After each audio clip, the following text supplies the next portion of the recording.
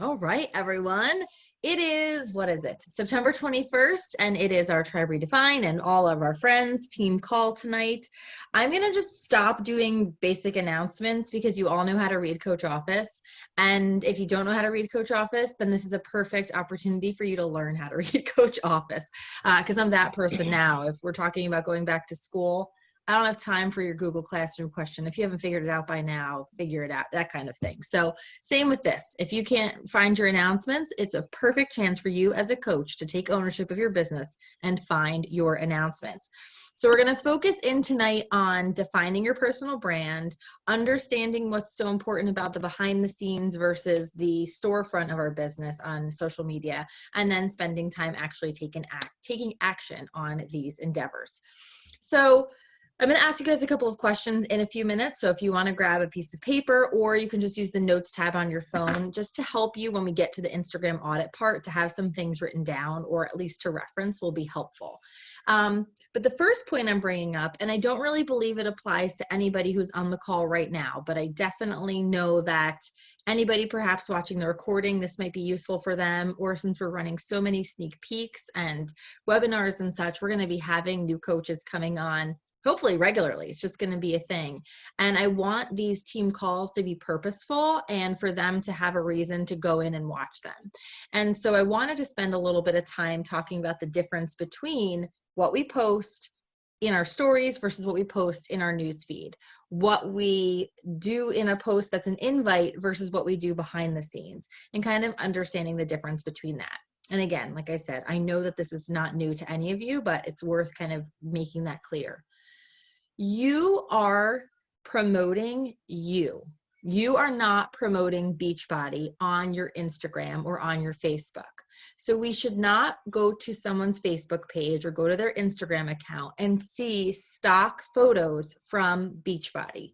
First off, you'll look like a salesy person, and the people who are your friends are going to get aggravated you with real quick, and it's going to be really difficult for you to add followers. Number two, people may not even realize it's you. It just looks like an ad. It looks like white noise, and they might still scroll. And number three, it doesn't look very genuine.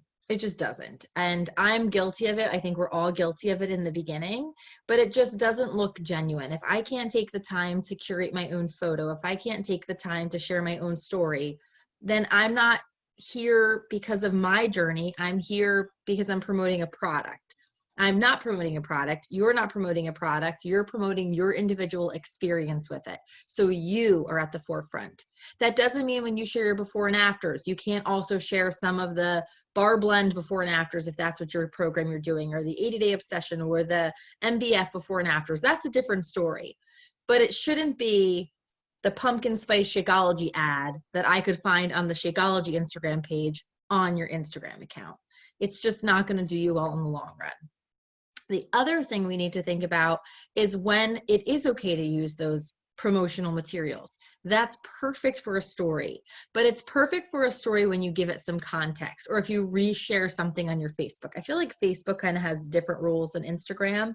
You know, if I'm sharing something and I throw a little caption on it because Carl Deichler has shared this info about pumpkin spice Shakeology and I found it to be really relevant, and I send it to my followers and be like, oh, so I love this company and this dude, you know, whatever. That's different than it living in my Instagram. Your Instagram needs to look like you want it to look, not like Carl's Instagram should look. And I'm saying this because I'm seeing a lot of it in our coaches' posts. And I'm also hearing from people who are interested in coaching or starting to coach, and who, you know, put up one post and it's not landing very well, and trying to explain to them where this is going. But in your story, to get back to that, I can put up that pumpkin spice Shakeology promotional picture as long as I've talked about it, as long as I've shared some information about it. If I've spent 2 or 3 frames kind of discussing why this flavor is so awesome and it sells out every year, and last year I only bought 1 box because I was being stingy, and this year I made sure I'm getting more because I don't want to run out because it's the best. And then I throw up that little pretty picture that Beachbody gives us with my little poll for people to RSVP or something. That's different, but you want to make it useful for you. I want to give you an example from school because that's how I live my life, is giving examples from school and teaching you guys how to make conflict resolutions in your posts and such. Today, I want to talk about textual integration.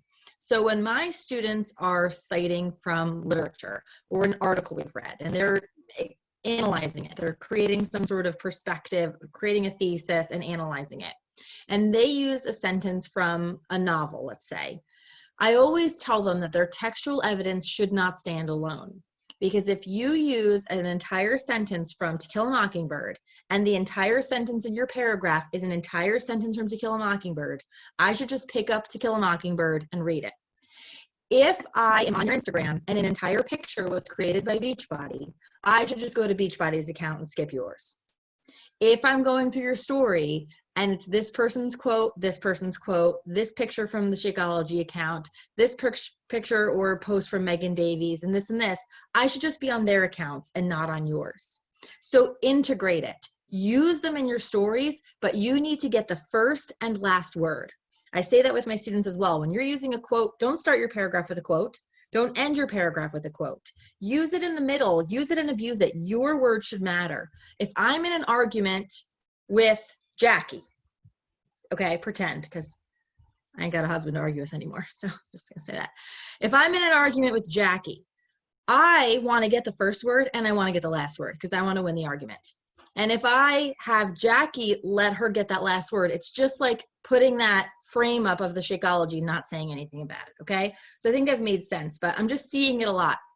Now, is there a time, sometimes you're in a rush and holy crap, it's MBF launch day. I completely forgot. I'm running off to work, or I'm in Carline with my kids. Let me quickly share this and I'll get back and talk about it later. Okay, it happens, but just don't make it a habit, okay? You want to be sure you are the person being promoted, not these products. So how do you know what the heck to promote and how to do that well? There's 3 questions we should ask ourselves, and this is where your writing down or taking notes kind of takes into consideration. I'm going to give us each about a minute or so per question to really try to think this through. And I have a bonus question if none of these make sense to you or you struggle to land on an answer. And keep something in mind. Some of us can think on the fly, some of us can't, so it might take you a little bit longer to answer these questions. It might not happen tonight on this call. And some of our brains are just shut down after 9 p.m., and that's okay. So write down the questions or refer back to this video and try to walk yourself through these. So I want you to think about this. Question number 1, what do you stand for? What are personal values you hold? And I want you to brainstorm that related to health and fitness, related to family, related to women working, related to finances, related to hobbies, anything at all. What is it you stand for? What kind of values do you possess? Is your religion super important to you? Your cultural heritage super important to you? Your community, your country, any of those things, your politics? Write them down. What is it that you stand for?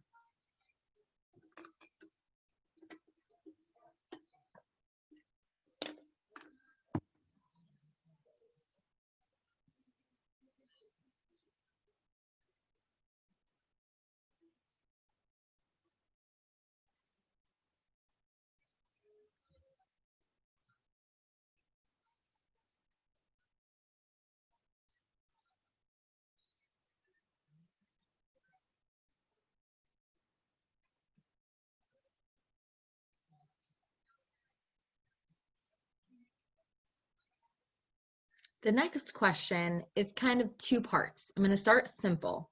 I just want you to list everything that makes you you. So we can start from the most basic.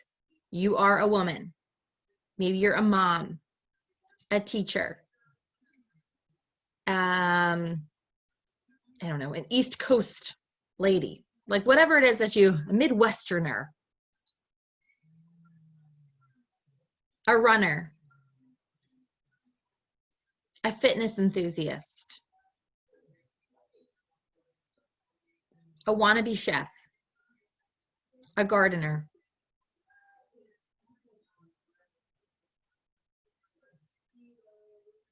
You can think of adjectives that describe you.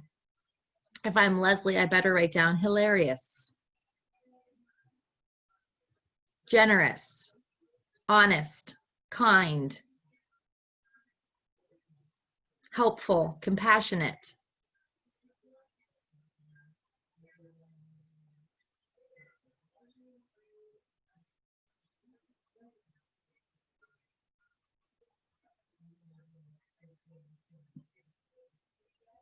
What are your hobbies? List those. What do you do in your spare time besides power hours?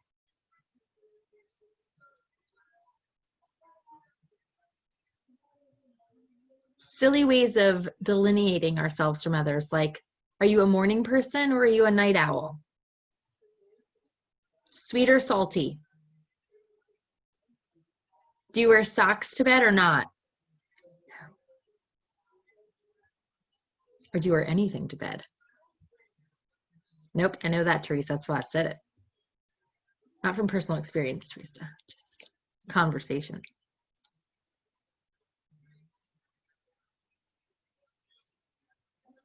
Are you a minivan mom? A soccer mom? A boy mom?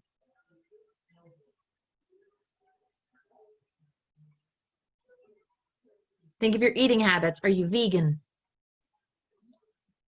Coffee lover? Tea girl? Mindy would be our tea girl. Any of those simple things, okay? The third question, and I do have a bonus question that I want to ask, but the third one, the last one, if you're feeling done. What do you want people to say about you when you're not around? And I'm going to speak directly to Robin for a second, but I want everyone to hear this. Not what you imagine they say, negative connotation. What you aspire for people to say when you are not around, positive connotation. What's the impression you want to sit in your absence?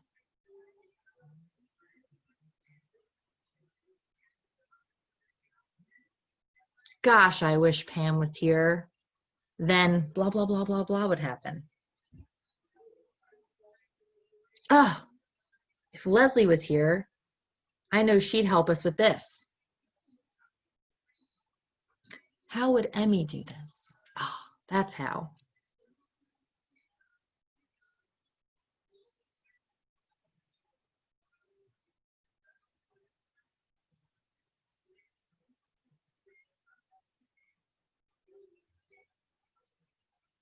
There are so many ways you can figure out your personal brand. There's the color wheel exercises, and there's different types of memory joggers, not just for your clientele, but for you as an individual.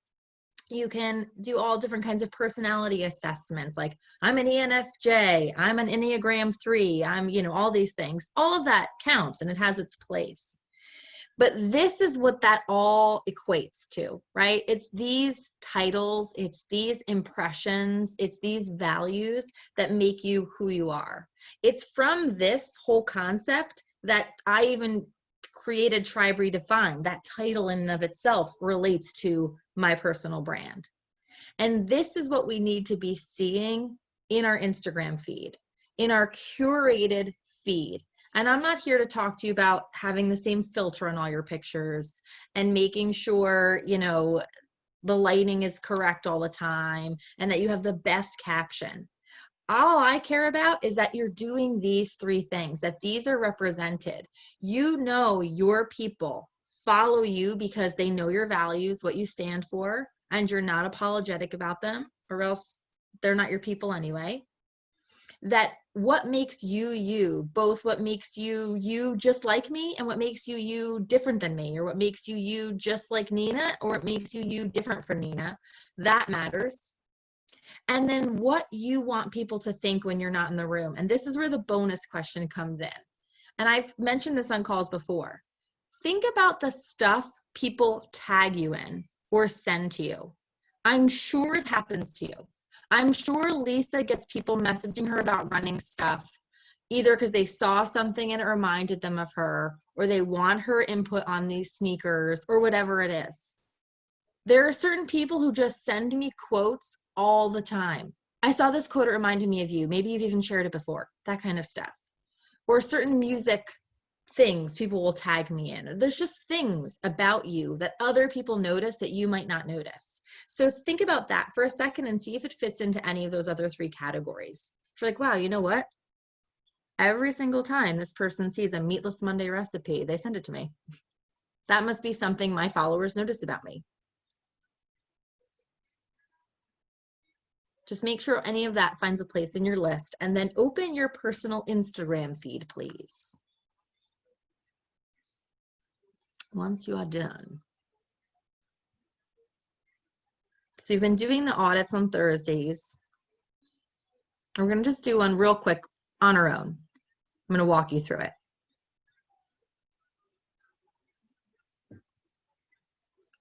Once it's open, I've got mine open and I'm ready to go. I'm going to open my captions for maybe 5 or 6 posts, okay? We're just going to spend a couple minutes on this and then we're going to do some inviting. And I want you to look and see if you're noticing keywords from your branding list or not. And here's something to think about, okay? So if you are noticing them, kudos to you. Great job. If you're not noticing any of these types of verbs, nouns, adjectives in your most recent posts, but you're noticing, A, there is no pattern. We need to work on that. It's not just the look and the goal of the post, but it's actually what you're communicating. Or B, I don't see any of these words, but you know, I noticed I used the word balance a gazillion times in the past 5 posts. See what that is saying. What is that communicating about you? So if none of these words exist, either you got to up your game, or maybe there's something there you didn't even think to add into your personal brand that truly is part of your personal brand. So take a couple of minutes, please, and peek through. If you're noticing anything with your brand, I'd love to invite you to just unmute and share, wow, who knew this post of mine was so about my values? Didn't even mean it, but it happened. Any of that.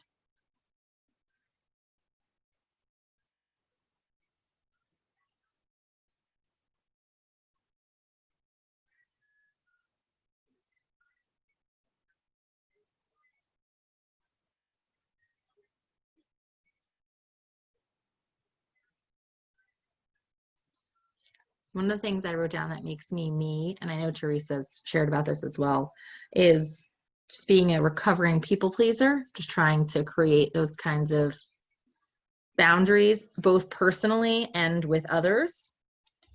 And so I'm seeing that in a lot of my posts.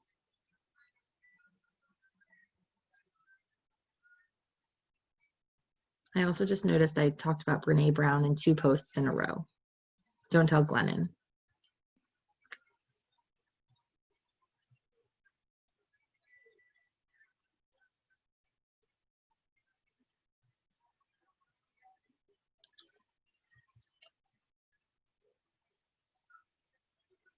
Within my first 5, I talk about being a mom. I talk about being a teacher. I talk about our running training. I talk about the mentality I have with MBF. I talk about life changes in an abstract kind of way. I'm talking about a lot of my things.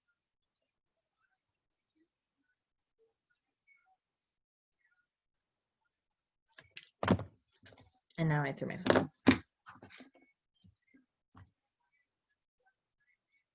Okay, you can keep working. I just wanted to say one other piece. And tonight's call came from conversations I've had behind the scenes with some coaches and also some potential coaches. And this one really sparked from a potential coach of mine. She's been a friend of mine forever. I'm sure if I talk about her enough, many of you will figure out who I'm talking about. But she's been a challenger, and she could really, really use the financial benefit of coaching, but is terrified of the financial risk of signing up. And even though we talked about how minimum it is, she's really strapped. So I offered a suggestion to her. I know Jackie does this often, to go out into her world and talk to some friends and see if she has some interest that she can start off with. So right as she sign up, she could be bringing some people in right away, and we can get them started and kind of reimburse her investment immediately and start a group going from there.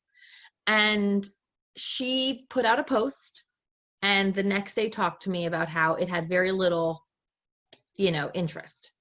And so we went into a conversation about the Instagram algorithms, which is for another call, about Facebook algorithms, but mostly about how our posts, I don't know about you, maybe I'm the only one here, who puts up an invite, and I'm not getting people knocking down my door like, I must join this. That happens maybe once every couple of weeks. Like, it happened to me last week. A girl I didn't even know followed me. I still don't even know who she is, but she signed up from my post.